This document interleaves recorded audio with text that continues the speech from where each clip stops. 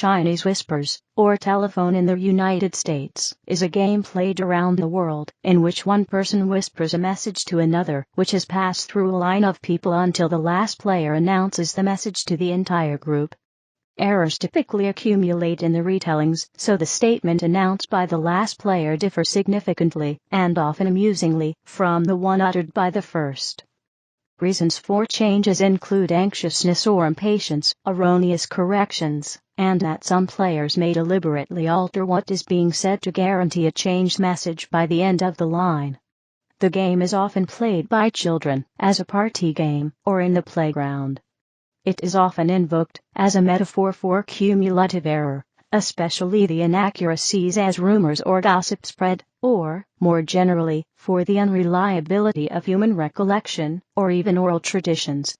The game is also known as whisper down the lane, broken telephone, operator, grapevine, gossip, don't drink the milk, secret message, the messenger game, and pass the message.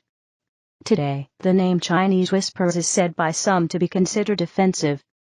Historians trace Westerners' use of the word Chinese to denote confusion and incomprehensibility to the earliest contacts between Europeans and Chinese people in the 1600s and attribute it to Europeans' inability to understand China's culture and worldview.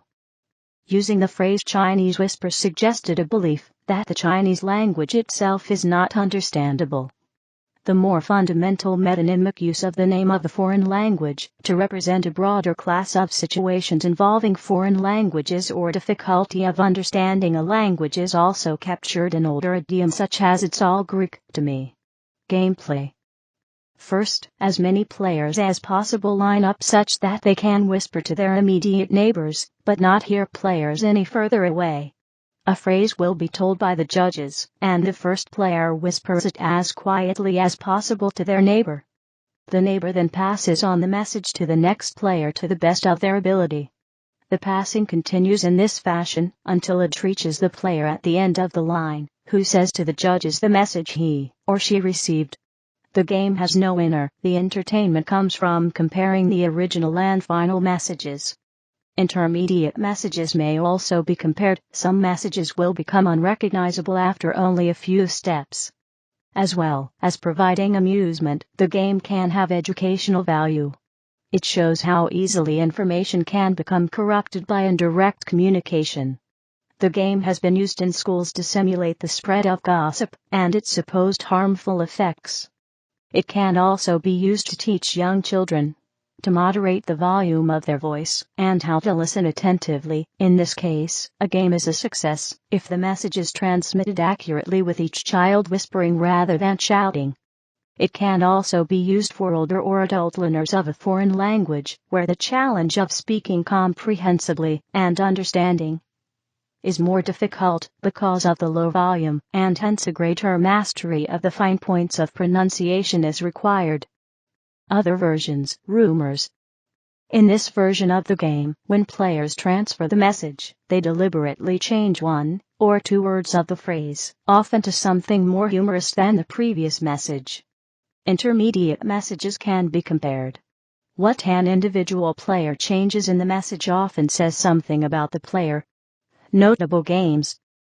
In 2012, Philip Minchin, a volunteer working on International Games Day at your library, ran a global game of gossip that was played within multiple libraries around the world, with a current version of the phrase being passed from library to library across time zones as each venue completed its round of the game.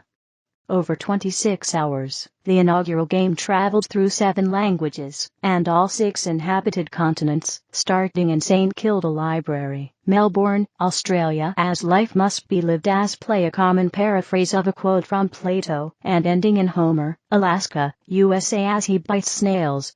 The second annual Global Gossip Game, on Saturday, November 16, 2013, traveled to all 7 continents, as the Library of Casey Station in Antarctica participated. This game started as players training for the unexpected and split into 3 different forks on the day, and one of the libraries spread the game into local schools over the following week, for a total of 5 endings from that single start. I love the world. Zombie clouds travel around the world. Glow, glow, peanut butter jelly, and Ian needs help.